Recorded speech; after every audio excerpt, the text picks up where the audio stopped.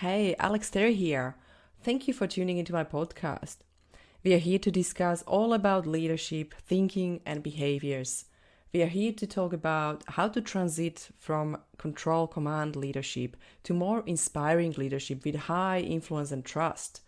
We are going to deep dive into three components of leadership and performance: cognitive, emotional, and behavioral, and talk about how mastering our mind and thinking will actually change our action and results. Our thoughts are powerful, trust me. They determine how you feel, your decisions, and actions. Your thoughts are one of the most powerful tools you will ever have in changing your life and career. By mastering your thinking, emotions, and behaviors, you will create greater results for yourself, for your family, friends, or your team. Focusing on thinking, feeling, and acting will improve your confidence, of course, reduce stress, and empower you and others around you, inspire and improve engagement in your team or collaboration, and of course, create high performance. I hope you will enjoy our episodes. And please don't forget to comment or contact us. Please ask questions. Please send us ideas of what topics you are interested in, and we will discuss anything you need. Have a beautiful day. Hello, everyone.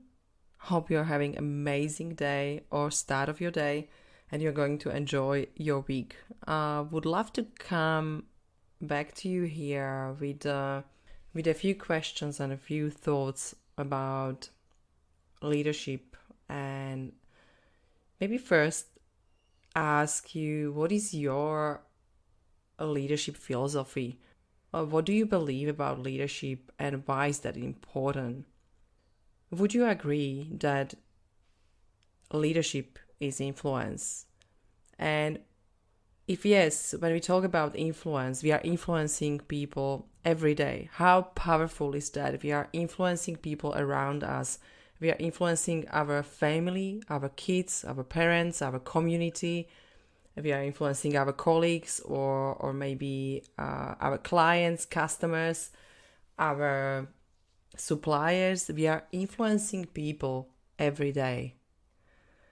And I'm sure you see and you feel the power of leadership and responsibility of leadership. I'm sure you feel responsibility we all have.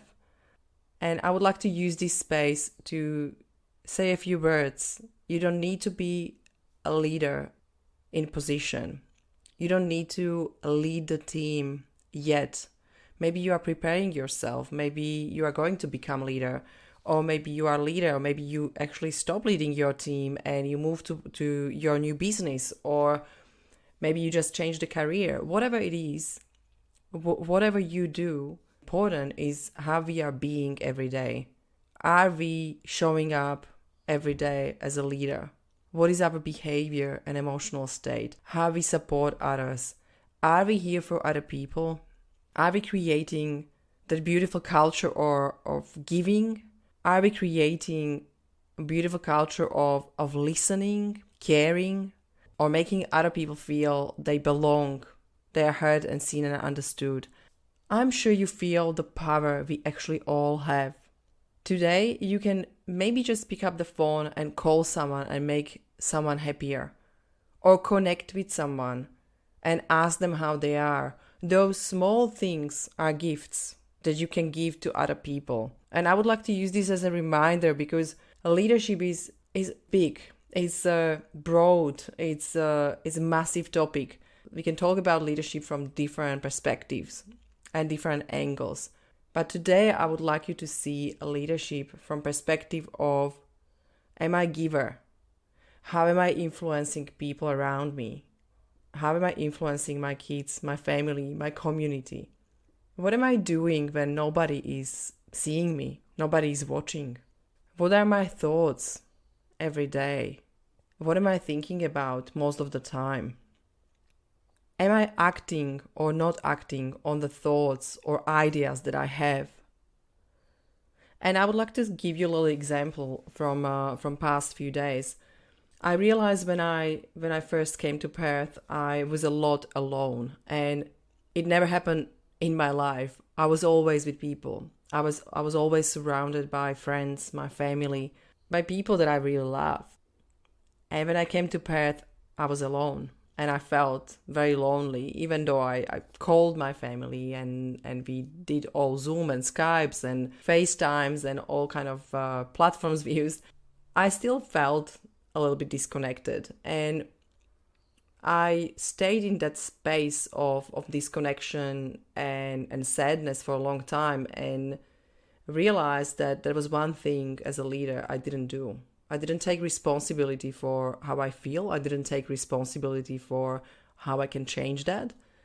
And I didn't act on that properly. And what I realized that my life changed, and I'm really happy, and I'm having amazing people around me, and I'm so grateful for all of you you're listening, all of you around me, all of my clients, all of my friends. I'm honestly deeply grateful that I have you around, because you can't imagine how much value just hearing your voice is giving me. And I hope I can give some value to you all as well. And I hope small things like calling you, or small things like doing short podcast as a reminders for you, it's giving some value. And what I would like to say that I took responsibility.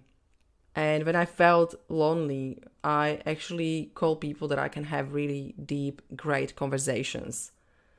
Not shallow one, not, day-to-day conversations. I guess we can call them small talk. But I had real conversations about emotional state, about feelings, about how we think, and how our mind can be changed, and how we can shift to actually feel better. And I started to have more and more of those conversations, and I was meeting more and more people. And what happened, I'm slowly creating this bubble of people. I can call it bubble because it's there are people we attract, people we want to attract. And when we are giving, we are actually attracting more people that are givers as well.